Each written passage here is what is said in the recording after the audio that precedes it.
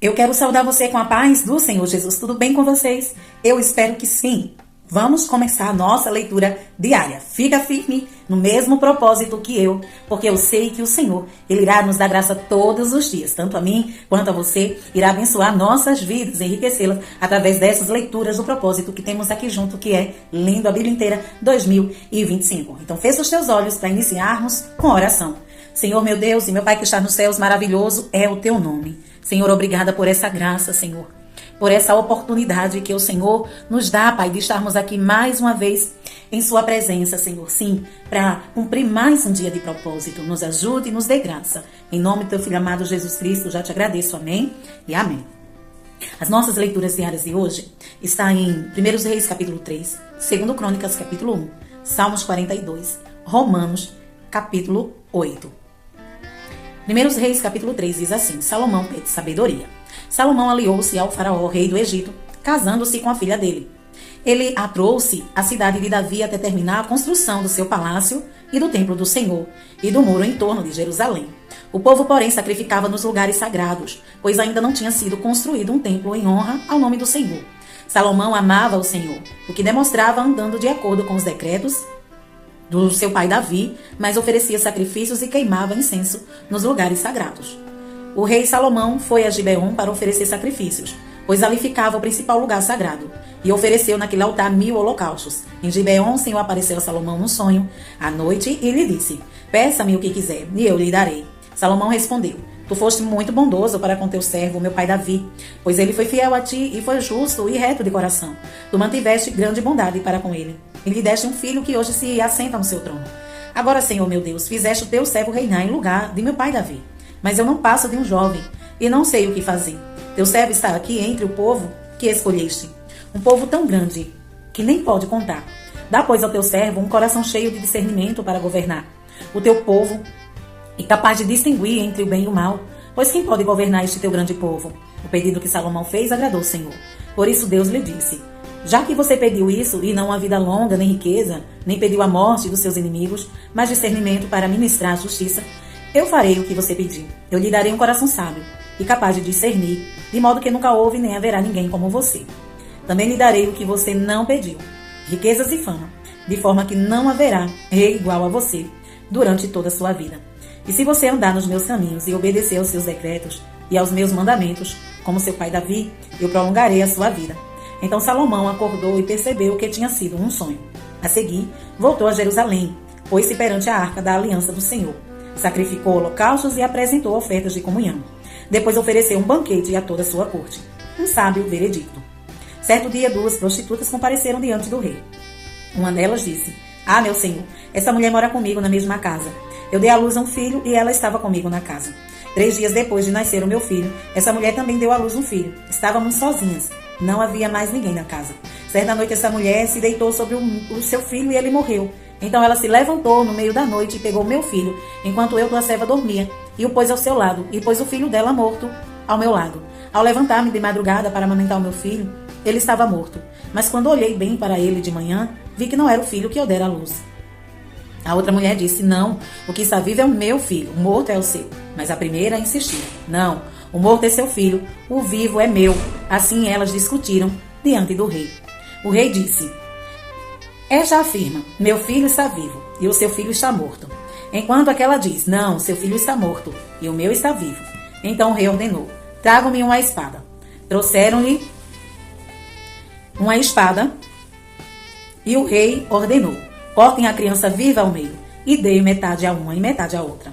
A mãe do filho que estava vivo, movida pela compaixão materna, clamou: Por favor, meu senhor, dê a criança viva a ela, não a mate. A outra, porém, disse: Não será nem minha nem sua, cortem-na ao meio. Então o rei deu o seu veredicto: Não matem a criança, deem-na à primeira mulher, ela é a mãe.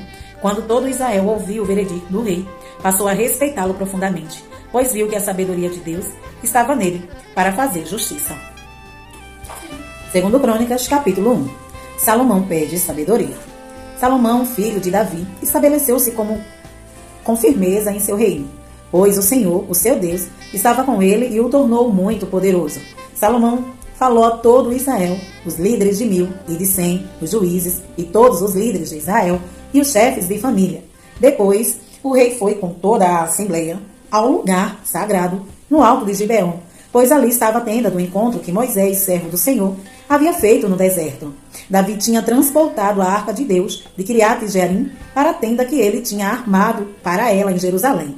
O altar de bronze, que Bezalel, filho de Uri e neto de Ur, fizera, estava em Gibeon, em frente do tabernáculo do Senhor. Ali, Salomão e a assembleia consultaram o Senhor. Salomão ofereceu ao Senhor 1000 holocaustos sobre o altar de bronze, na tenda do encontro. Naquela noite, Deus apareceu a Salomão e lhe disse: peça-me o que quiser, e eu lhe darei. Salomão respondeu: tu foste muito bondoso para com meu pai Davi, e me fizeste rei em seu lugar. Agora, Senhor, Deus, que se confirme a tua promessa a meu pai Davi, pois me fizeste rei sobre um povo tão numeroso quanto o pó da terra. Dá-me sabedoria e conhecimento para que eu possa liderar essa nação, pois quem pode governar esse teu grande povo?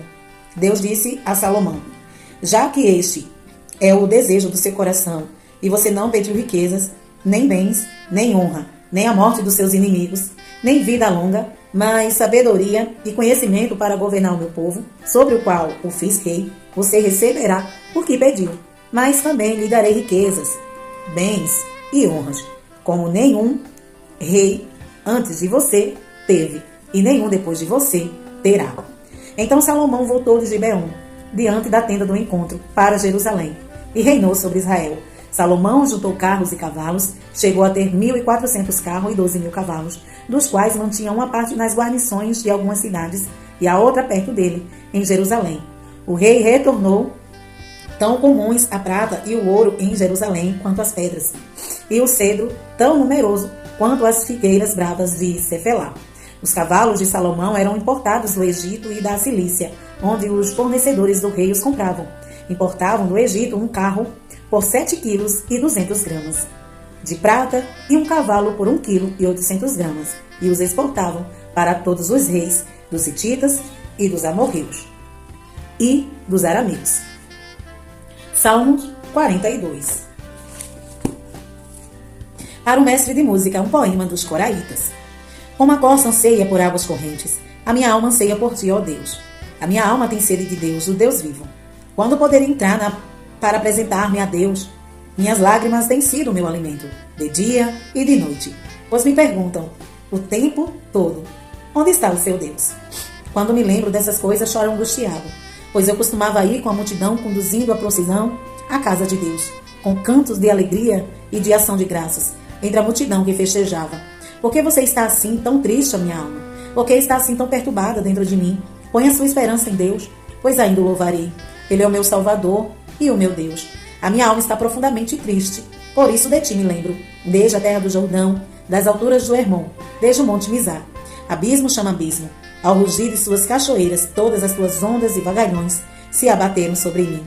Conceda-me, Senhor, o seu final, o seu fiel amor de dia.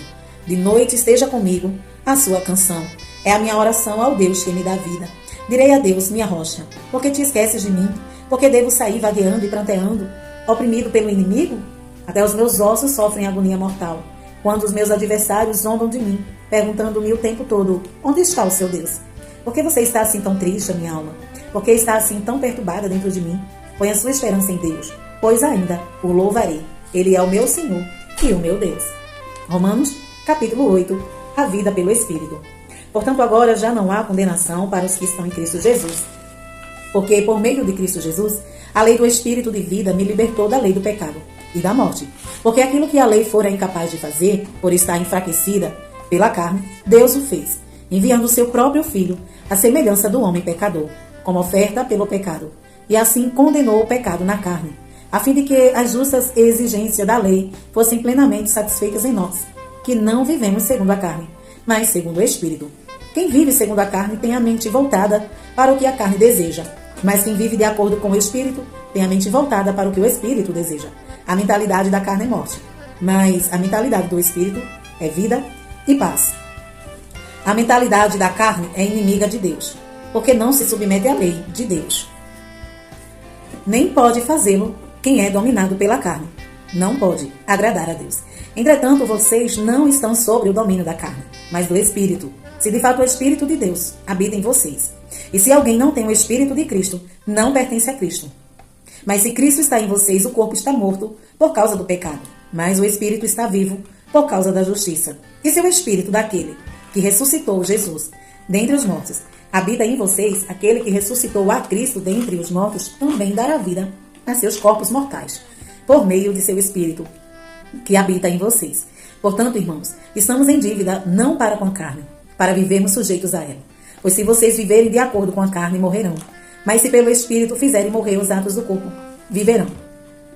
Porque todos os que são guiados pelo Espírito de Deus são filhos de Deus, pois vocês não receberam um espírito que os escravizava,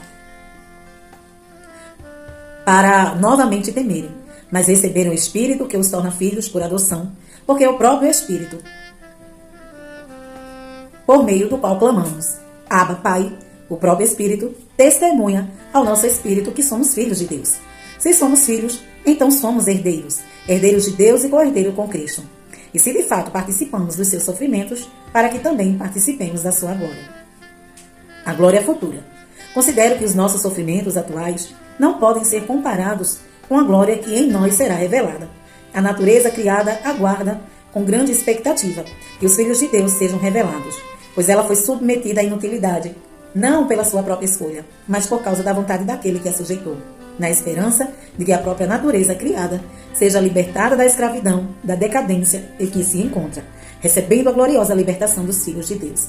Sabemos que toda a natureza criada geme até agora, como em dores de parto, e não só isso, mas nós mesmos que temos os primeiros frutos do Espírito, gememos interiormente, esperando ansiosamente nossa adoção como filhos, a redenção do nosso corpo, pois nessa esperança fomos salvos. Mas esperança que se vê não é esperança. Quem espera por aquilo que não está vendo? Mas se esperamos o que ainda não vemos, aguardamo-lo pacientemente. Da mesma forma, o Espírito nos ajuda em nossa fraqueza, pois não sabemos como orar, mas o Espírito Santo intercede por nós com gemidos inexprimíveis. E aquele que sonda os corações conhece a intenção do Espírito, porque o Espírito intercede pelos santos de acordo com a vontade de Deus, mais que vencedores.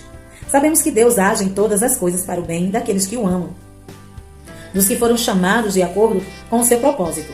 Pois aqueles que de antemão conheceu, também o predestinou para serem conforme a imagem de seu Filho, a fim de que ele seja o primogênito entre muitos irmãos.